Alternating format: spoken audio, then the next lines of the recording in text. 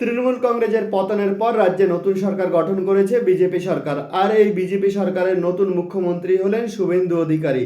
বর্তমান মুখ্যমন্ত্রী শুভেন্দু অধিকারী ভোটের আগে যে সমস্ত প্রতিশ্রুতির কথা ঘোষণা করেছিলেন সেগুলি এক এক করে বাস্তবায়িত করা শুরু করে দিয়েছে।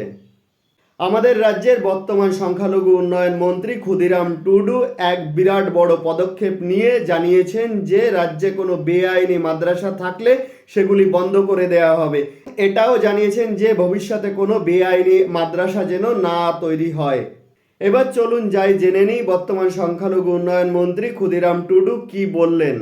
যে বেআইনি যত আছে সমস্ত বুলডোজার দিয়ে আমরা উত্তরপ্রদেশের মতো আমরা ওই মডেলে আমাদের রাজ্য চলবে, অর্থাৎ গুজরাট মডেল।